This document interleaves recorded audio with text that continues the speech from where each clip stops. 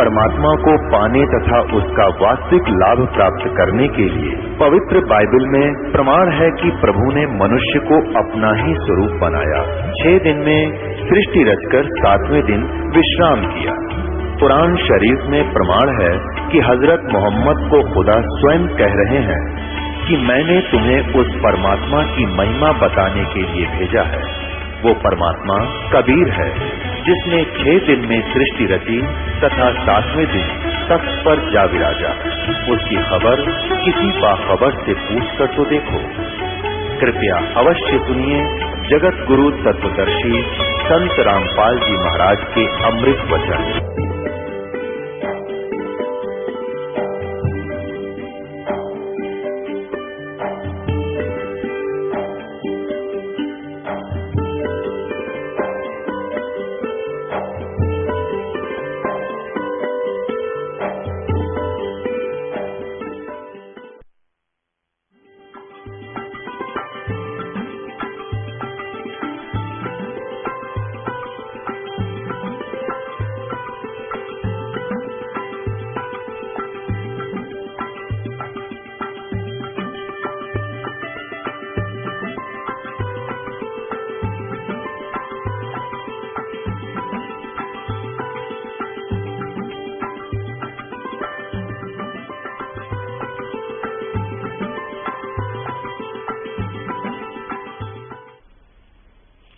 ऋग्वेद मंडल number 9 सूक्त number 1 मंत्र number 8-9 में यही प्रमाण दिया है कि वो परमात्मा एक तेजोमय शरीर को, सुंदर शरीर को प्राप्त होकर के यहाँ प्रकट होता है और उसका 3 प्रकार 3 सतिथि में वो सबका धारण पोषण करता है। प्रथम सतिथि सतलोक में आपको बता दी, करोड़ सूर्य करोड़ चंद्रमा मिला दे उनके रोमकूप की शोभा इतनी होती है। दूसरी सतिथि है कि वो एक शिशु रूप धारण करके यहाँ आजीवन एक लीला करता है कि मनुष्य की तरह पूर्ण रूप से युवा होते हैं, फिर अपनी प्रचार करते हैं, अपना हाथ से कार्य करके जनसाधारण की तरह कर्म करते हैं और प्रचार भी अपने ज्ञान का वो करते रहते हैं। तो उसी आधार से वो परमात्मा जब प्रकट हुए और उसमें ये भी लिखा है कि उस शिशु रूप में प्रकट परमात्मा की परवरिश कंवारी गायों से होती है। पुणात्माओं, सच्चाई जो होती है वो सदा एक रस रहती है, उसका अंत नहीं होता। कुछ दिन उसको दबाया जा सकता है, मिटाया नहीं जा सकता। तो परमेश्वर कबीर जी थे, वो स्वयं भी आए, उसमें कहा करते थे हम ही अलखला है कुतुब गोस और पीर, गरीबदास खालिक धनी मेरा नाम कबीर। हे स्वामी सृष्टा में सृष्टि हमरे तीर, दास गरीब अधर बसूं अवगत सत कबीर। परमात्मा खुद कहा करते थे कि मैं सारी सृष्टि का रचनहार हूं और सारी सृष्टि मेरे ही आधार है, मैं ऊपर सतलोक में रहता हूं। लेकिन उस समय इन नकली ब्राह्मणों ने, गुरुओं ने, जो हमारे हिंदू धर्म के गुरु थे, इन्होंने इस बात को सिरे नहीं चढ़ने दिया, परमात्मा की सच्चाई को दबा दिया, क्योंकि वो वेदों से अपरिचित थे और पुराणों से भी वो अपरिचित थे। पुण्यात्माओं, आज जो शिक्षा आपको प्राप्त हुई है, इस शिक्षा का आपको जो लाभ है, आपको जो फायदा हुआ है कि आप भगवान को पहचान सकोगे और भगवान को पहचान कर हम भक्ति कर सकते हैं। जब तक हम सदग्रंथों से स्वयं परिचित नहीं होंगे, हम किसी की लोकवेद पर बहुत विश्वास कर चुके हैं और आज वो लोकवेद झूठा मिला तो हमें अब किसी की जो है ना मौखिक वार्ता पर विश्वास करना बड़ा मुश्किल हो जाएगा।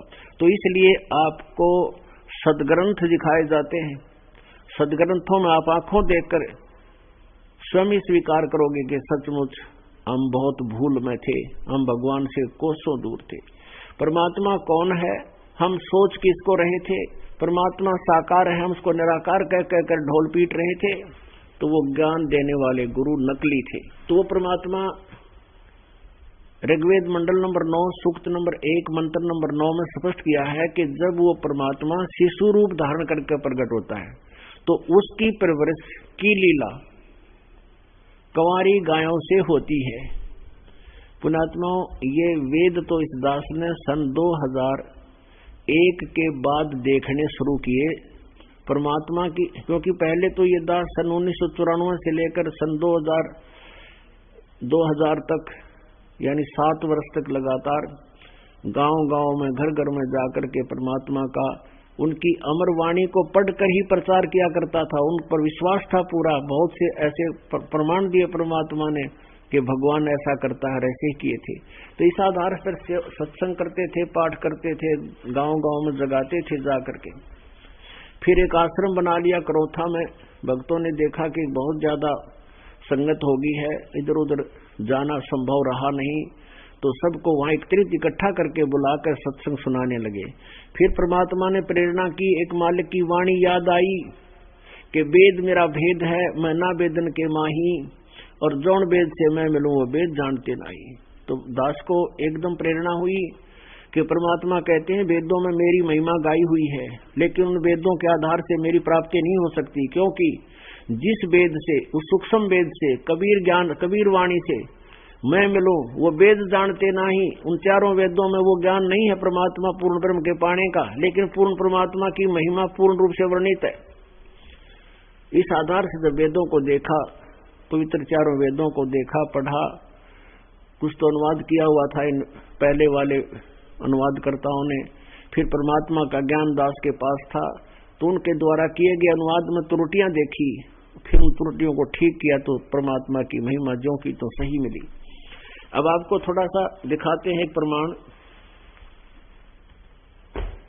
कि वो परमात्मा जब आते हैं तो कुंवारी गायें दूध देती हैं और वो परमात्मा की परवरिश की लीला होती है। पुण्यात्माओं, आज से 600 वर्ष पहले परमात्मा कबीर जी की लीला में लिखा है कि जब वो परमात्मा बालक थे, बालक रूप में प्रकट हुए, तो उनको एक कुंवारी गाय से दूध पिला गया और कोई आहार नहीं किया उसने 25 दिन तक।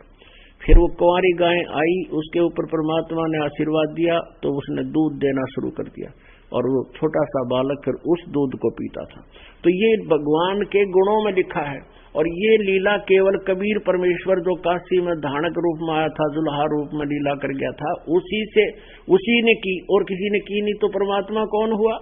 आप देखना, जो भगवान से सुख मिलेंगे तो भगवान कौन है? जो सुख दे, जो ऐसे जिसमें गुण है वही तो परमात्मा है। तो ये पहचान होते ही हम दृढ़ हो जाएंगे।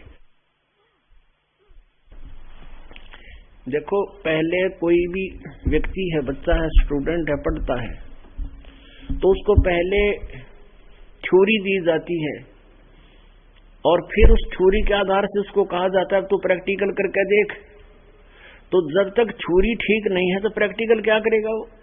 जब तक आपका ज्ञान ही सही नहीं होगा, साधना ठीक नहीं होगी, आपके मंत्र अकॉर्डिंग टू शास्त्र नहीं होंगे, शास्त्र अनुकूल तुम्हारी भक्ति विधि नहीं है, तो आप कितना प्रैक्टिकल कर लो, चाहे 2.5 घंटे सुबह बैठो, चाहे 2.5 घंटे शाम में, चाहे सारा दिन बैठे रहो और कितनी भक्ति करो, लाभ होना है नहीं, क्योंकि प्रैक्टिकल होना ही को नहीं, क्योंकि वो मटेरियल पूरा नहीं आपके पास जिसके लिए आप प्रैक्टिकल करने जा रहे हो। झूठा ज्ञान और ध्यान कहाँ लाओ? ये बात बेजा चतुराई, तुम्हारा ज्ञान ही झूठा है और तुम इस ध्यान कहाँ लगा रहे हो? भगवान को निराकार बताते हो और फिर ध्यान लगाओ, किस लिए? कोई बात हुई है? भगवान को देखने के लिए ध्यान लगाया जाता है, किसी वस्तु की चाह के लिए प्रयत्न किया जाता है और फिर उसको निराकार बताते हैं, तो फिर प्रयत्न खत्म हो जाता है आदमी का। अब जैसे किसी ने गाय लेनी है दूध वाली और कोई उसको कह दे वो तो निराकार है, वो तो कहीं मिलती ही नहीं है, तो क्या उद्देश्य फिर गाय के लिए धक्के खाने का? तो गाय साकार है, दूध देती है, उसके गुणों में लिखा हुआ, और फिर उसको निराकार बताते हो, अंधे हैं बिल्कुल, जिन्होंने कभी देखी नहीं गाय को। तो ऐसे थे ये संत पंथ जो अभी तक भगवान को निराकार कह करके दुनिया को भ्रमित किए बैठे थे और फिर कहते ध्यान लगाओ। अरे भगवान निराकार, फिर ध्यान के टट्टू का लाएंगे, किस लिए लगाएं ध्यान? भगवान को देखने के लिए कोशिश होती है और वो है नहीं, फिर वाह भई वाह, अच्छे चौड़े मूर्ख बना रहे। पहले तो आपको दिखाते हैं, भगवान की लीला में लिखा हुआ है कि 600 वर्ष पहले जब कबीर साहब आए, उन्हें कुंवारी गाय से दूध पिया।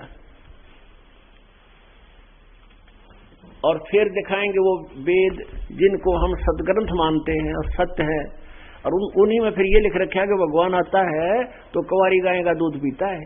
उससे उसकी परवरिश होती है, तो अपने आप सिद्ध हो जाएगा हु इज गॉड। अपने आप पता लग जाए कौन है भगवान, तो फिर हम डट कर भक्ति कराएंगे, किसी भ्रमित नहीं होंगे, तो हम सफल हो जाएंगे। तो काल के दूत हमें अडगमय करते रहे, इधर उधर भटकाते रहे, 36 धर्म बना दिए हमारे, जबकि मानो धर्म है हमारा। अब देखना, ये कबीर सागर है, खेमराज श्री कृष्ण दास प्रकाशन बंबई से प्रकाशित है। मुद्रक एवं प्रकाशक हैं खेमराज श्री कृष्ण दास, अध्यक्ष श्री वेंकटेश्वर प्रेस, खेमराज श्री कृष्ण दास मार्ग बंबई। और यहां देखिएगा, कबीर सागर ज्ञान सागर प्रथम कांड, कबीर पंथी भारत पथिक स्वामी युगलानंद बिहारी द्वारा परिष्कृत। मुद्रक एवं प्रकाशक है खेमराज श्री कृष्ण दास, अध्यक्ष श्री वेंकटेश्वर प्रेस, खेमराज श्री कृष्ण दास मार्ग बंबई से। तो इसके ज्ञान सागर में अध्याय है, ज्ञान सागर, 11 अध्यायों में से एक ज्ञान सागर है। ज्ञान सागर के ये 74 पृष्ठ पे देखिएगा। जब परमेश्वर कबीर जी बालक रूप में नीरू नामक जुलाहे को मिले, सुन जुल्हा बन भयो आनंदा, जिमी चकोर पायो निशी चंदा है। जैसे चकोर पक्षी को रात्रि में चंद्रमा मिल जाता है, इतना सुख हुआ उस दुल्हे ने जब वो पुत्र प्राप्त हुआ। ले सुत चले हर्ष मन कीन्या, परमात्मा को लेकर बालक को और घर को चल पड़े। तासों पुन अब बोल ही लीना, सुत काशी को ले चले लोग देखण ते आव, अन पानी भखै नहीं बख्शे नहीं, जुल्हा शोक मनावे। अब रामानंद जी के पास गए, क्योंकि संतों के पास जाते हैं जब बच्चों को कोई आपत्ति आती है, दूध पान ना करते, इस प्रकार रामानंद जी के पास गए वो नीरू बच्चे को लेकर। तब जुल्हा मन कीन दीवाना, रामानंद सो कही उत्पाना, मैं सुत पायो बड़ा गुणवंता, कारण कौन बखे नहीं संता। हे संत जी, क्या कारण है, वो कुछ खा नहीं रहा। रामानंद ध्यान तब धारा, जुल्हा सो तब वचन उतारा, पूर्व जन्म में तब ब्राह्मण जाति, और हर सेवा की नहीं बली बाती। कुछ तो सेवा हर की चूका, ताते भयो जुल्हा का रूपा। प्रीति प्रभु गही तोरी लीना, और ताते उद्धान में सुत तो दीना। इसलिए भगवान ने तुझे बाहर उजाड़ में, उद्धान में तुझे पुत्र दिया है। अब नीरू कहता है कि हे प्रभु, जस कीनो तस पायो, आरत हो तो दर्शन आयो। मैं दुखी होकर आपके पास आया हूँ, मेरा संकट निवारण करो। सो कहियो उपाय गुसाई, बालक अक्षुदावंत कुछ खाई। इसी दया करो, कुछ मेरा बेटा खा ले। रामानंद युक्ति विचारा, तुम सुत कोई ज्ञानी अवतारा। तेरा पुत्र कोई अच्छा भगत आदमी है। और बछिया जाही बैल नहीं लागा, कि वो बछिया लाओ जिसको बैल ने कभी टच ना किया हो, यानी कंवारी बछिया लाओ। और सो ले ठाड़ करो ते यागा, उसको लाकर उसके सामने खड़ी कर दो। और दूध चले ते ही थनते, दूध ही धरो छिपाई। अक्षुदा वंश जब हो तब ता कह देव खवाई। कहते हैं तुम एक बच्चिया लाओ, और वह बच्चिया फिर उसके सामने खड़ी कर दो, वह फिर दूध देगी। और बच्चिया वह हो जिसको बैल नहीं लागा, यानी कभी भी टच ना की हो, कंवारी गाय। जुल्हा एक बच्चिया ले आवा, चलो दूत जो मरम न पावा। अब ये दूत कौन है ये फिर बताएंगे। ये भगवान शंकर आए थे, क्योंकि ये नीरू नीमा उसी जन्म में ब्राह्मण थे, फिर जबरदस्ती मुसलमान बना दिए थे। और ये शिव के पुजारी थे। शिव जी से इन्होंने प्रार्थना की, तो भगवान गुप्त रूप में शिव जी आए थे, और फिर वो बता के गए थे कि तुम एक कुंवारी गाय लाओ। और ये बालक कोई छोटा आम बच्चा नहीं है, ये बड़ी प्रबल शक्ति है, हम भी नहीं जानते इसके बारे में ये कहाँ से आया है। तो जुल्हा एक बच्चिया ले आवा, और चलो दूत कोई मरम नहीं पावा। दूत कौन थे? ये भगवान शंकर आए थे, क्योंकि गरीबदास साहिब जी ने इसकी पूर्ति की है बाद में पूरी डिटेल बताई, जैसे रामायण तुलसीदास ने लाखों वर्ष पुरानी रामायण बाद में एज इट इज लिखवा दी, ऐसे गरीबदास जी ने अपने ग्रंथ में इसकी पूर्ति की है। तो वहां से दास को पता लगा, ये कोड वर्ड है, उसमें विस्तार से कहा है। तो चलो दूत जुल्हा हसाना, राख सिपाही का हो नहीं जाना, दूध तब पीवत नाम कबीरा, खेलत संग संत संग मत झीरा। आज हमारे सामने सबसे बड़ी समस्या है कि हम लाल को कैसे पहचाने, लाल की परख कैसे करें, और परख हुए बिना हम उसको संभाल के कैसे रखें। जब हमें ये विश्वास हो जाएगा कि ये छोटा सा कंचा, ये छोटा सा पत्थर, ये करोड़ों रुपए का है और ये लाल है, इसकी ये पहचान है, तो फिर हम उसको छुपाते फिरेंगे, नहीं तो ठोकर मारते फिरते हैं, उसकी परवाह नहीं करते। तो आज तक हमने इस लाल को ठोकर मारते रही, क्योंकि हम इनको पहचान नहीं सके। और जिनको हम भगवान पहचाने हुए मानते थे, पारखू मानते थे, संत मानते थे, वो भगवान को पहचान नहीं सके। उन्होंने परमात्मा को तो पत्थर बता दिया और कंकरों को भगवान बता दिया। ये तो आपने देखा भगवान की लीला में, वो ऐसी लीला की, और अब वेद बताएंगे कि वो ऐसी लीला करता है। तो फिर भगवान कौन है? Kabir is God, Kabir is God. इस पृथ्वी की मिट्टी मिट्टी बोलने लग जाएगी एक दिन कबीर इज गॉड। ये इतना अथेंटिक ज्ञान है। अब देखना, आपको ऋग्वेद मंडल नंबर 9 सूक्त नंबर 1 के मंत्र दिखाते हैं, जिसमें स्पष्ट किया है कि परमात्मा, वो परमात्मा जब आता है एक भासमान शरीर को प्राप्त होता है और शिशु रूप धारण करके प्रकट होता है, उसकी परवरिश की लीला कवारी गायों से होती है। ओए होए, ये देखना, देखिएगा ऋग्वेद मंडल नंबर 9 और 10 ये इकट्ठे अनुवाद करके जल्द बनाया गया है। ये कहां से छपा है? प्रकाशक हैं सर्वदेशी कार्य प्रतिनिधि सभा, मेहर सिद्धांत भवन, रामलीला मैदान, नई दिल्ली 2। और यहाँ देखो मुद्रक हैं Prince offset printers, 1510 Pataudi house, Daryaganj, नई दिल्ली। अब देखो यहाँ पर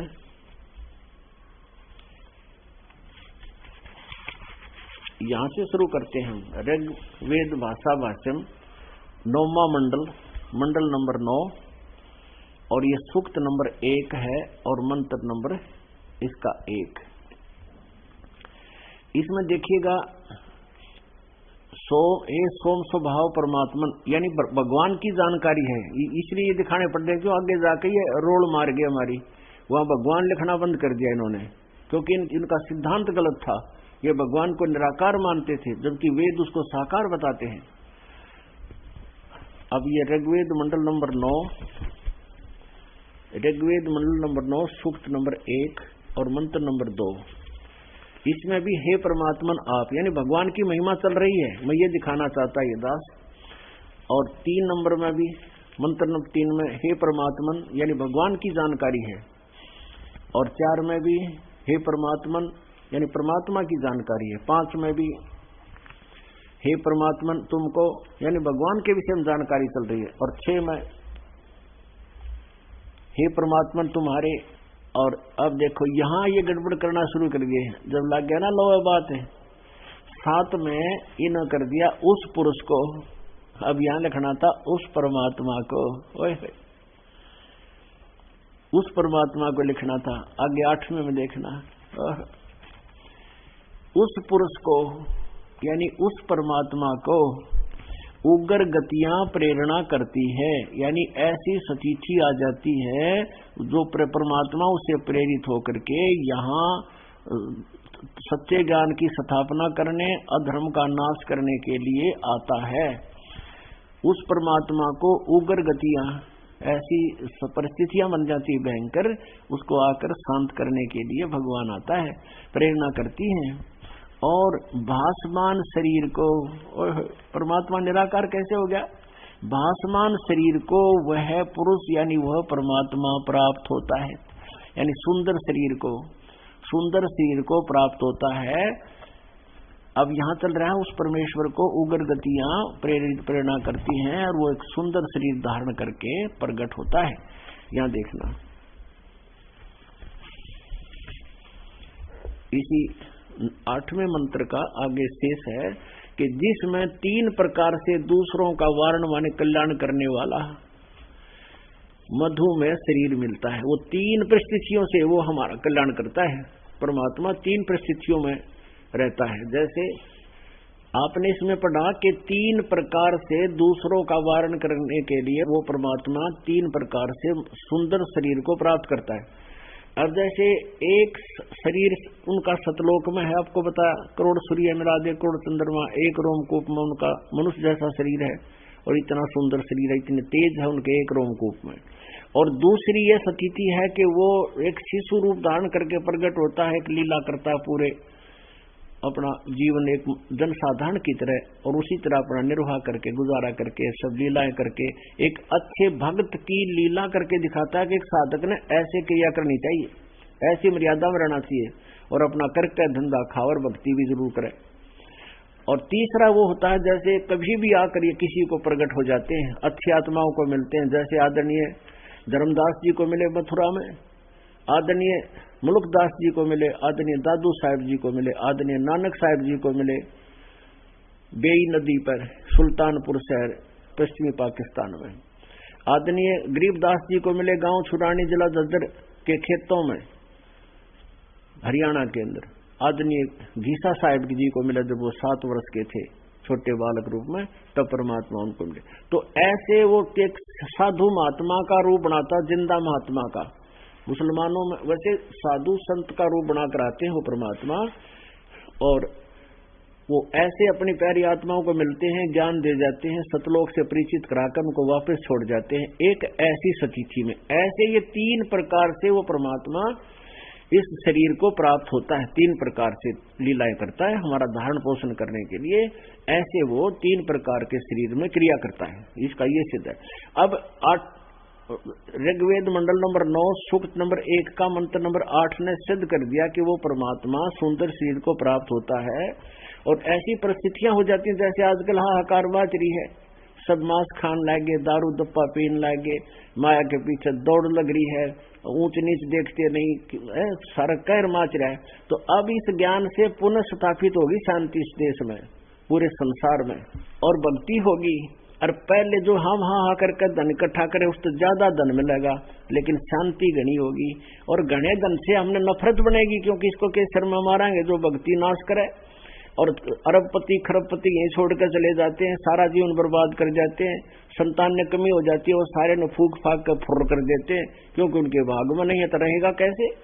तो इस ज्ञान से हमें इतना दृढ़ विश्वास भी होगा, फिर हम सत भक्ति करेंगे, नेक नीति से काम करेंगे, और फिर घर भी सुख, बच्चे भी सुख, शरीर भी सुखी, और मोक्ष होगा।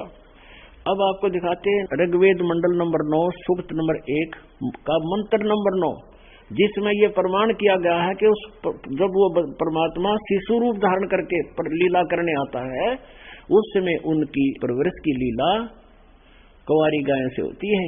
ये देखना, ये वही ऋग्वेद 9-10 मंडल, ये वहीं से प्रकाशित है, सार्वदेशिक आर्य प्रतिनिधि सभा महर्षि दान भवन रामला मैदान नई दिल्ली से। ऋग्वेद मंडल नंबर 9 सूक्त नंबर 1 का मंत्र नंबर 8 हमने पढ़ लिया। अब 9वां देखो, इसमें क्या लिखा कि उस सोमम माने अमर पुरुष को, ये देखो, ये शिशु शब्द लिखा शिशु, और धेनो माने गाय।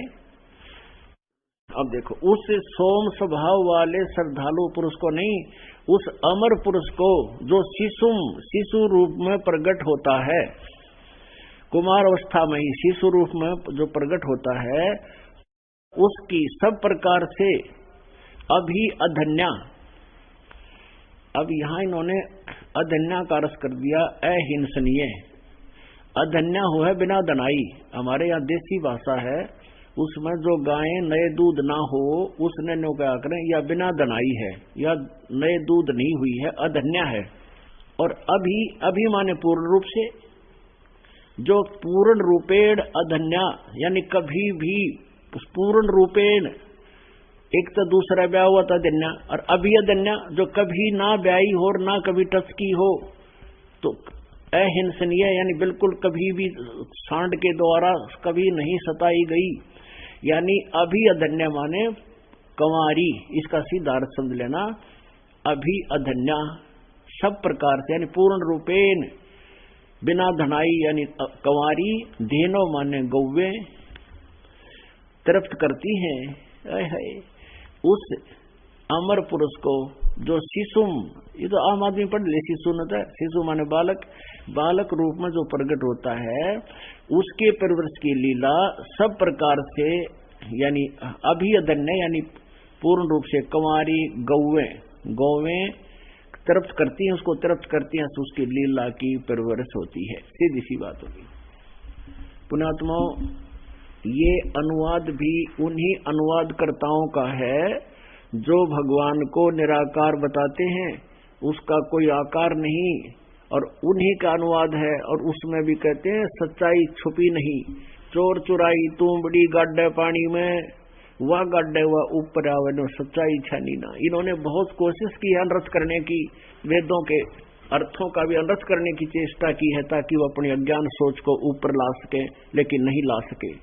सच्चाई कभी नहीं छुप सकती, उसको कुछ दिन दबाया जा सकता है, मिटाया नहीं जा सकता। अब इसमें एक तो ये कंसेप्ट क्लियर हो गया, कबीर इज गॉड, कि जो लीला हमारे वेद बताते हैं कि भगवान ऐसी लीला करता है, तो वेदों ने बता दिया। और खुद भगवान की लीला में लिखा है कि वो आए थे तब ऐसी लीला की थी उन्होंने, तो पहचान होगी भगवान कबीर इज गॉड। ये वो जुलाहा गौड़, वो जुलाहा है जो धानक रूप में काशी में 120 वर्ष लीला करके सहस्रीर आए थे, सहस्रीर चले गए थे। अब प्रश्न चल रहा है कि जब तक प्राणी सत भक्ति नहीं करता, इस पूर्ण परम अक्षर ब्रह्म कबीर देव की भक्ति नहीं करता, तब तक इसके भाग में सुख है तो सुख चलते रहेंगे, चाहे कितने उद्मस्ता रहे, कितनी गलती करे, कितना ही बकवाद करे।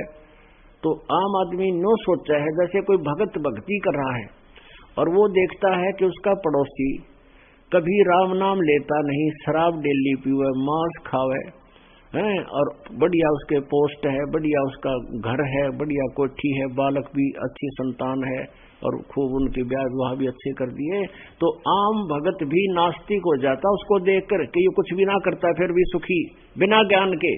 लेकिन जब आप जी को ये ज्ञान होगा कि इसके पिछले पुण्य अधिक हैं और इसकी बैटरी चार्ज है और ये वो डिस्चार्ज होने को जा रही है, और आप जी ने चार्जर ला रखा है, आपने सद्भक्ति शुरू कर रखी है, आपकी पिछली बैटरी चार्ज नहीं इसलिए आप पर आपत्तियां आ रही हैं, तो आपको चार्जर मिल गया, आप तो आगे जाकर सुखी होगे और उसकी दुर्गति होगी। अब जैसे बहुत पहले की बात है, अभी 20-25 वर्ष पहले की बात है, एक गवर्नर था जो हिमाचल प्रदेश और पंजाब का 2 जगह का चार्ज था उसके पास। और पुण्यात्माओं, समाचार पत्रों में लिखा था कि उसके पास 40 करोड़ रुपया मिला उसके अपने रेजिडेंस के तय खाने में। वो पता कैसे चला? वो 3 करोड़ रुपये लेकर हेलीकॉप्टर में और ऊपर इन पहाड़ियों पर कोई प्लाट खरीदने जावा था कि बुढ़ापे में बड़ा ठाठ करूंगा, बड़ा पार्क बनाऊंगा, सर सपट्टे करा करूंगा। और उसमें 3 ये 100 के नोट थे, बड़े तो बड़े, 3 करोड़ रुपया का बहुत वजन हो जाए 100 वाले नोटा का। वो धर लिया हेलीकॉप्टर में, आप बैठ लिया, बच्चे बैठ गए, उसका पुत्र भी, कुछ 5-7 परिवार के सदस्य थे, 4-5, और वो जाता प्लाट लेने, रास्ते में टिकट कट गई, वो एक्सीडेंट हो गया हेलीकॉप्टर, उधर सारे मारे गए। और उन नोटा नोड़े भेड़ खावे, वो बिखरते अंडे कीत पड़े। परमात्मा कहते हैं, कबीर कहा गर्भियो काल गह करके और ना जाने कि तुम्हारेगा के घर के परदेश। अब कर ले सैर सपट्टे, वही कितना करेलिया बन का घूमेगा सूखी जांडी पे, या कितना गधा बन का अंडा बोरे ढूंढता। जो जिस व्यक्ति ने 40 करोड़ रुपया आज से 30 वर्ष पहले, आज के उस समय के 40 करोड़ और आज के 4 अरब, इतना समझ लो, इतने पैसे थे। अब वो कुणबा भी मारेगा जिसकी खातिर वो धन जोड़े था कि ना सुखी करूंगा, कोई बच्चा नहीं, और एक आधा कोई बच्चा होगा तो गवर्नमेंट ने वो पैसे हड़प कर लिया, भैया कितने गवर्नर की इतनी तनख्वाह की तो थी, वो सारे जब्त हुए। और अब वो क्या बनेगा, इस दास को पता है भगवान के विधान अनुसार अगले जन्म में वो किसी का बैल बनेगा, किसी की भैंस बनेगा, और दूध ना देगा, सुए लाला काट देंगे उसके, इंजेक्शन लाला के। तो जो पैसा ले रखा है, यूं कहते तुमने उस दरगाह का महल नहीं देखा, और धर्मराज के तिल तिल का लेखा। परमात्मा कहते तुमने उस स्थान नहीं देखा जहां तुम्हारा हिसाब होता है, वहां एक तिल तिल का हिसाब होगा, तुमने यहाँ की यहाँ बकवास देखी है, हमने वहां जो दुर्गति होती है प्राणियों की वो देखी है, और वो बता रहे हैं। अब प्रसंग चल रहा है कि यदि सत भक्ति आप कर रहे हो, आपको फिर ये दुख ना होगा कि ये भक्ति भी ना करता इतना सुखी। आपको पता है कि इसकी कोई ब्रांड मट्टी होगी, देखना, और होगी, गारंटीड होगी। किसी को 2 दिन पीछे बैटरी ज्यादा चल जाएगी तो लास्ट में दिखा दूंगा, किसी का बेटा मरेगा, किसी बेटी मरेगी। एक कमिश्नर रिटायर हुआ था और उसने अपनी लड़की का ब्याह किया दिल्ली में, रिटायर होने से 6 महीने पहले। किस उद्देश्य से कि तेरे अंतर्गत जितने भी अधिकारी हैं सब भेंट दे देगा होंगे, कोई लाख रुपया, कोई 50,000, कोई घड़ी देगा, कोई सोने की चूड़ी देगा। ऐसा ही हुआ। आज से सन 1991 की बात है लगभग, यानी 20 वर्ष पहले लगभग। तो उस समय पैसे की बहुत कीमत थी, तो उसने उस समय कहते 3.5 लाख रुपए, 4 लाख रुपए लड़की का विवाह किया, 4 लाख रुपये लाके। वो रिटायर हो गया 6 महीने बाद से। उसके रिटायर होने के 6 महीने के बाद वो लड़की छोड़ दी, तलाक ले लिया। अब उस भाई ने सोचा कि दोबारा लड़की ब्याह होगा तो 7 करोड़ लगेंगे, क्योंकि 3.5 मतलब बिना ब्याही कुंवारी ब्याही थी, और दूसरा ब्याह होगा तो 7.5 लगेंगे। हार्ट अटैक हो गया इससे बात है। और आगे क्या होगा वो हमने पता, आगे ब्रह्मटी होगी। तो परमात्मा कहते हैं घट में शोक से सिलसिला, ये सूतक बड़ा अंधेर, ये दम गिनती के दिए तू फेर सके तो फेर। कहते संसार शोक सराय में ये सूतक दिन राती, और जीवित जग में जूती पड़े फिर जम तोड़े छाती। कहते यही दिखा देंगे इनका जूते पड़ते बिरान माटी होते, फिर आगे जम के दूत इनकी छाती तोड़ेंगे, वो दुख तो तुम देख नहीं सकते, वो हमने देख रखा है, परमात्मा कहते। तो अब परमात्मा क्या बताते हैं, ठीक है अनजान पने में भाई ना जाने किस किस पे की गलतियां होगी, तो अबोध बालक जानकर भगवान आपको माफ कर देगा। क्या बताते हैं, शरण पड़े को गुरु संभाले, जाने के बालक भोला रे। कहे कबीर तुम चरण चित राखो, जो सुई में डोरा रे। शरण पड़े को गुरु संभाले, जान के बालक भोला रे। और कहे कबीर तुम चरण चित राखो, जो सुई में डोरा रे। आपको गुरु यानी परमात्मा का जो नुमाइंदा होता है वो प्रभु का ही रिप्रेजेंटेटिव होता है। परमात्मा की पावर होती है उसके पास, उस दास के पास। स्वयं परमात्मा आए थे तब भी एक गुरु रूप में रहे थे, तो अब वो दो जिसको नॉमिनेट करके भेजते हैं वो उसको पूरी पावर देते हैं, उसमें हाथ रखते हैं, अपनी पावर संचित उसमें डालते रहते हैं, वो आगे अपने उसके बच्चों को उसको चार्ज करता रहता है। तो क्या बताते हैं कि जब तुम मेरी शरण में आ जाओगे मेरे नुमाइंदे सच्चे संत के माध्यम से, फिर कहते हैं शरण पड़े को गुरु संभाले, जान का बालक भोला रे। जैसे कोई बच्चा है, छोटा सा बालक 5-4 महीने का, और वो पालने में झूल रहा है, लेटा रखा है माँ ने, माता काम लग रही है, काम कर रही है, फिर वो रोने लगता है बच्चा, टट्टी कर लेता है, पेशाब कर लेता है, सारे कपड़े खराब कर लेता है, तो माँ भी जान जाती है या तो इसने पेशाब कर दिया या टट्टी कर दी या भूखा हो गया। इस उद्देश्य से माँ, वो बच्चा रोता है तो माँ निकट आती है, आकर फिर उसको देखती है तो वो देखती है कि इसने टट्टी भी कर रखी है, पेशाब भी कर रखा है और सारा बुरा हाल कर रहा है, लेकिन माँ ने बुरा नहीं लगता। बच्चा बेटा हो चाहे बेटी, वो क्या करती है, उसको तुरंत उठाती है, उन कपड़ों को साफ करती है, बच्चे को नहलाती है, धोती है, सारा साफ करती है, नए कपड़े पहनाकर लाड करती है, प्यार करती है, फिर दूध पिलाती है और पुनः उसको फिर प्यार से सुला देती है। तो ऐसे ही माँ को पता है कि इसने जान के बकवाद नहीं करी और बड्डा होकर कोई टट्टी कर दे, दो मारा दड़ाक उसके, खबरदार दे पासा करिए। तो अनजानपने में जो गलतियां होगी वो तो है माफ है, और फिर जानबूझ के करेंगे हम, फिर तो पेटन के काम है।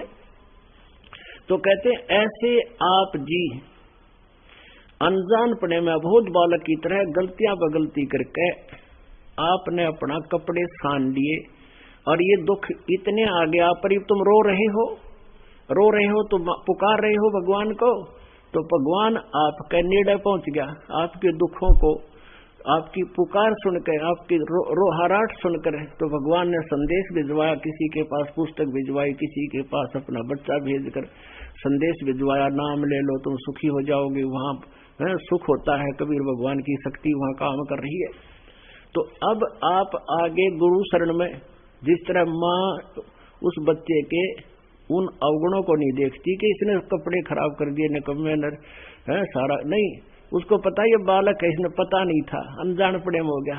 तो ऐसे ही आपके पिछले सारे पाप मांझ धोकर आपको निर्मल किया जाएगा यहाँ पर, और फिर राम नाम का दूध पिलाया जाएगा, और ये सत्य भक्ति नियम आपको, ये स्वच्छ कपड़े पहनाए जाएंगे, और फिर तुम अब सियाने हो जाओगे क्योंकि इस ज्ञान से परिचित होकर के, और फिर तुम गलती करोगे फिर माफ नहीं होगा। तो कहते हैं शरण पड़े को गुरु संभाल, जान का बालक भोला रे, कहे कबीर तुम शरण चित रखो जो सोई में डोरा रे। फिर अपने गुरुदेव के प्रति आपका इतना अटूट संबंध हो जाना चाहिए, जैसे सुई में धागा डाल दिया तो सुई तो गुरु समझो और धागा शिष्य, कहते उसके साथ लटका रहे, उसे भिन्न ना हो।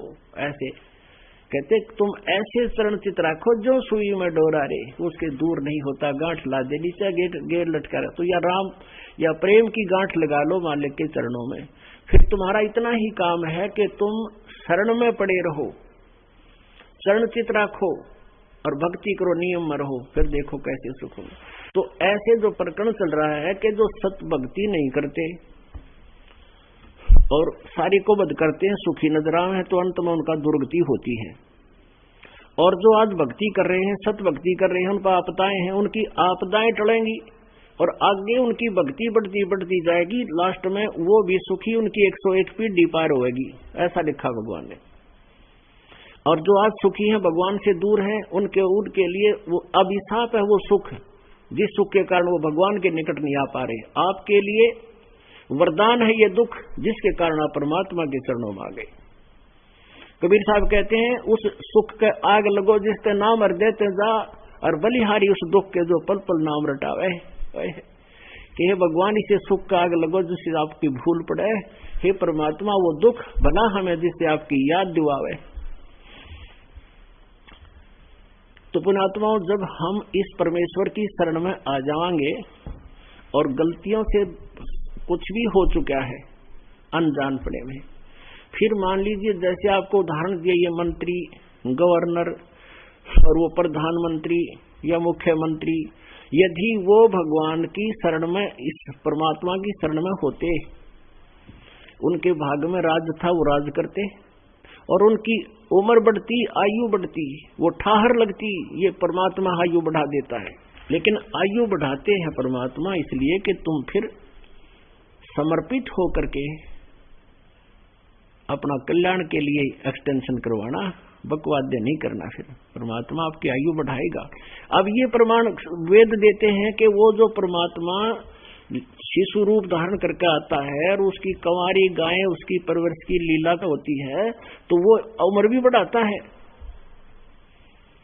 ये तो वेदों प्रमाण दिखाऊंगा। और फिर जिनको परमात्मा आकर मिलते हैं अच्छी आत्माओं को, वो भी नियम है मालिक का,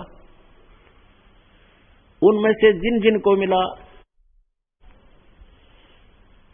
उन महापुरुषों ने परमात्मा की उस महिमा को आंखों देखा, अपनी अमृतवाणी में वर्णन किया। मासा घटे न तिल बधे, विद ना लिखे जो लेख, साचा सतगुरु मेट कर ऊपर मार दे मेख। कि आपके भाग्य में जो भी लिखा गया है उसको कोई भी जरा सा टच से मस नहीं कर सकता। कौन? एक पूर्ण ब्रह्म परम अक्षर पुरुष कबीर देव को छोड़कर बाकी कोई भगवान नहीं कर सकता उसमें परिवर्तन। जम जो राजा से डरे और मिटे कर्म के लेख, अदली असल कबीरे हैं वो कुल के सतगुरु एक। ये नाम बता दिया कि जम यम काल और जोरा माने मौत। जम जोरा जा से डरे और मिटे कर्म के लेख, अदली असल कबीर हैं ये कुल के सतगुरु एक। ये गरीबदास साहिब जी कहते हैं। जिन महापुरुषों में से, जिन अच्छी आत्माओं दृढ़ भक्तों में से एक गरीबदास साहिब जी हैं, जिनको भगवान आकर मिले थे अपने लीला अनुसार, अपने गुण के आधार पर कि वो ऐसे आकर मिलते हैं, ऐसे लीला करते हैं। तो उन्होंने भी यही बताया कि वो कबीर जी हैं, वो सतपूर्ण परमात्मा सतगुरु कहते भगवान कहो, क्योंकि सतगुरु एक ही होता है संसार में जब वो प्रकट होते हैं। बाकी ये नकली सतगुरु से अपने कुछ भी फीत लगाए रहो, उनको ज्ञान नहीं कह का और नाम धरा रे सतगुरु, तो झूठे हैं वो सतगुरु नहीं है। तो सतगुरु परमात्मा कबीर जी आए थे, या फिर वो अपना जो दास भेजते हैं जो नॉमिनेटेड करके, वो भी सतगुरु होता है, क्योंकि वो उस परमात्मा का ही कृपा पात्र उसी की पावर का प्रयोग करता है।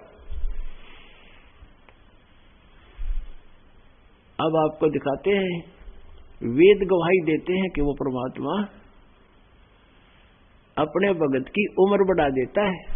ये देखिएगा ऋग्वेद मंडल नंबर 9-10, ये वही है, आर्य समाज के द्वारा प्रकाशित।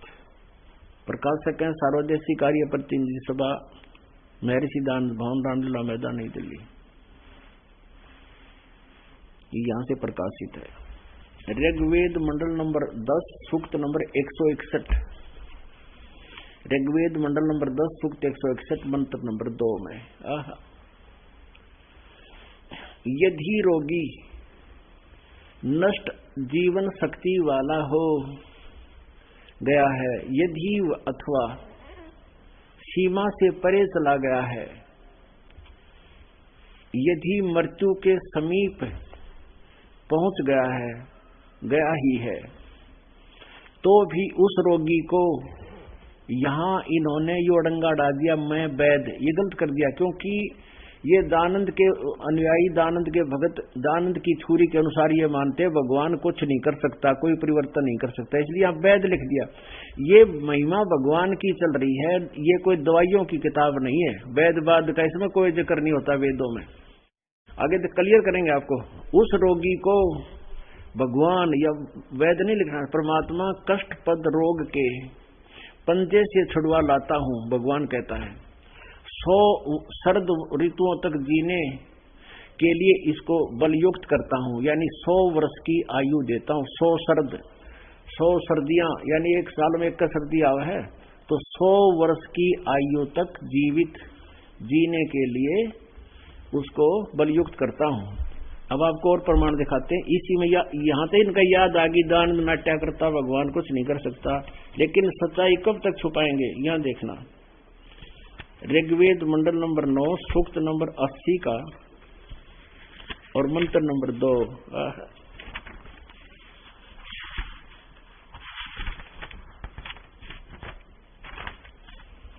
यहाँ भूल गए, इनका याद ना रही। ऋग्वेद मंडल नंबर 9 सूक्त नंबर 80 और मंत्र नंबर 2। ये देखो यहाँ पर फेर पा गया। हे परमात्मन, आप उपासकों की आयु के बढ़ाने वाले हैं। यान का याद ना रही, वैद बुद्ध लिखना या सच्चाई लिख दी। अच्छा, और दिखाता हूं इन्हीं के द्वारा। एक और आर्य समाज के ही एक विद्वान ने अनुवाद किया, उन्होंने ठीक किया है। ये देखना, ये है ऋग्वेद भाषा भाष्य द्वितीय भाग। ये कहां से प्रकाशित है? प्रकाशक है पंडिता राकेश रानी, प्रधान कार्यालय वेद मंदिर महात्मा वेद भिक्षु सेवा आश्रम, लेखराम नगर, इब्राहिमपुर, मुखमेलपुर, दिल्ली। दानंद संस्थान से ये छपा है। अब देखो इसके, इसने ठीक लिखा, बिल्कुल सही अनुवाद किया है। ऋग्वेद मंडल नंबर 10 और सूक्त नंबर 161। इसका देखिए, ये मंत्र नंबर 2 जो अभी आपको दिखा था पहले, उसने गलत अनुवाद किया था। ये दूसरा मंत्र है। यदि किसी रोगी की जीवन शक्ति समाप्त हो, यदि वह सीमा से भी परे हो गया है, यदि वह मृत्यु के सन्निकट चला गया है, तो भी उसे मैं भारी कष्टप्रद रोग के पंजे से मुक्त कराऊं तथा उसे 100 वर्ष यानी 100 वर्ष के जीवन हेतु बल संपन्न करूं।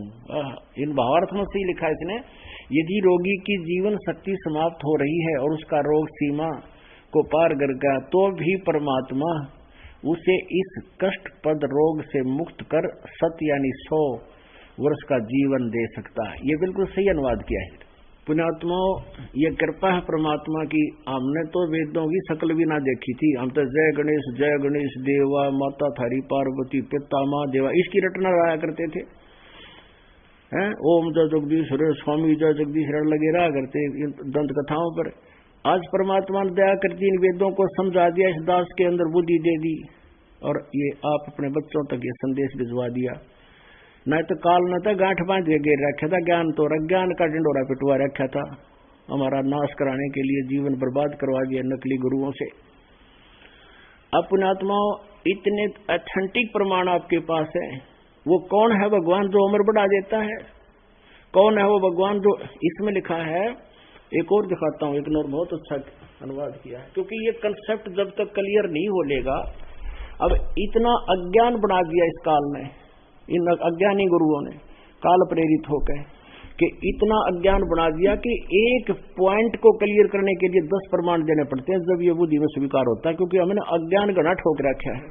अब देखो, एक और विद्वान ने अनुवाद किया है इसी ऋग्वेद के, ये है श्री, इस ऋग्वेद की जो भाषा अनुवाद किया है महर्षि दानंद ने, केवल मंडल 1 से लेकर 6 तक किया है, और उसके बाद श्रीपाद दामोदर सातवलेकर ने 7 से 10 तक मंडल का अनुवाद किया। अब हम इसको देखेंगे।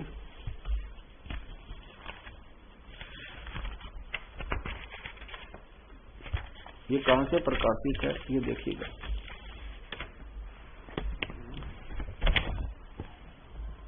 संपादक है दानंद अर्पण, प्रकाशक है विश्व मानव उत्थान परिषद, 46/5 सामुदायिक केंद्र, पूर्वी कैलाश, नई दिल्ली से ये यहां से छपा है। मुद्रक है कंप्यूटाडा सर्विसेज, नई दिल्ली, यहां से ये इनका दूरभाष वगैरह है।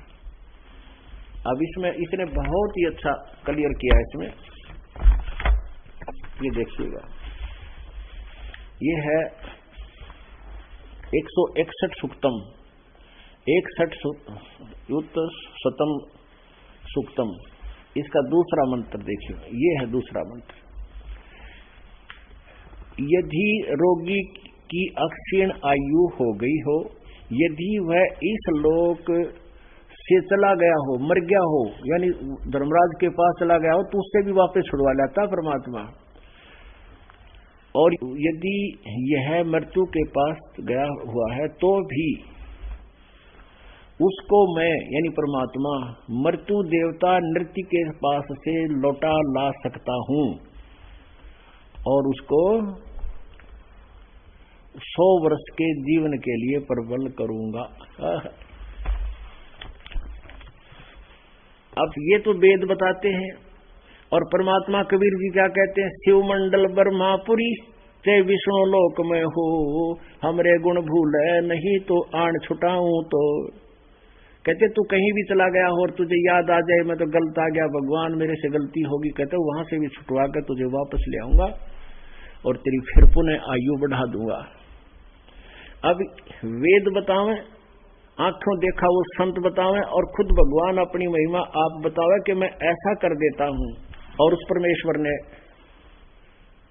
ऐसी लीलाएं की जो ऐसी बहुत से प्रमाण आपको कभी समय आने पर बताएंगे कि उस परमात्मा ने किन किन की उम्र बढ़ाई। ये तो पुराना इतिहास, जब भगवान परमेश्वर कबीर जी आए थे जुलाहा रूप में, उस समय सैकड़ों की संख्या में जीवन एक्सटेंड किए, और यहां पर आपको दिखा दो लाखों की संख्या में जिनके जीवन एक्सटेंड हुए हैं।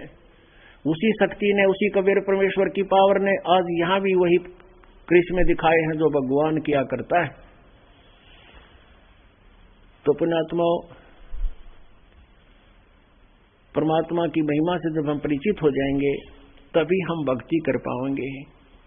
तो जो साधनाएं हम करते थे उनको करते करते भी हम दुखी, तो क्या लाभ उन साधनाओं का। जैसे आपने झोपड़ी बना रखी है और झोपड़ी का ऊपर कागज डाल रखा है, सिंपल पेपर, और आप सोच रहे हो मैं हो गया सुखी। जब तक वर्षा ना आती या सर्दी तेज नहीं होती, तूफान नहीं आता, तो आप और ये समझो कि जब तक जो साधना करता ही नहीं, ये तो साधना जो कर रहे हैं नकली सी, वो उनकी बताता हूं, और जो बिल्कुल साधना नहीं करते वो भी सुखी। जब तक बसंत ऋतु है, ना सर्दी होती, ना गर्मी होती, ना विशेष वर्षा की कोई आसार होते, तो उस बसंत ऋतु के दौरान आप चाहे बाहर रहो, ना कोई मकान बनाओ, ना कोई कपड़ा गर्म खरीदो, ठीक है, चल रहा है काम, क्योंकि अभी सीजन ठीक है, मौसम ठीक है। और फिर आएगी सर्दी कड़ाके की, तो गांठ बांध देगी सर्दी, फिर बार नमोनिया होगा, जानता मेरा जब प्रबंध ना कर रखा होगा।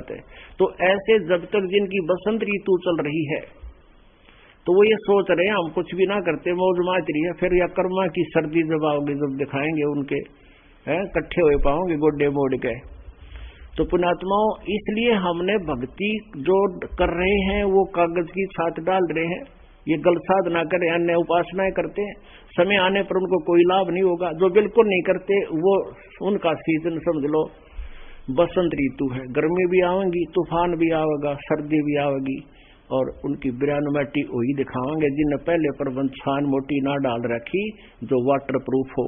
तो वाटर प्रूफ छान, वाटर प्रूफ जो साधना है सब संकटों से बचाने वाली, या कबीर परमेश्वर की जो दास आपको देगा, इसको सुरक्षित रखना, हृदय से जाप करना। इस परमात्मा की भक्ति ना करके अन्य साधना करने वालों के साथ क्या क्या बीती।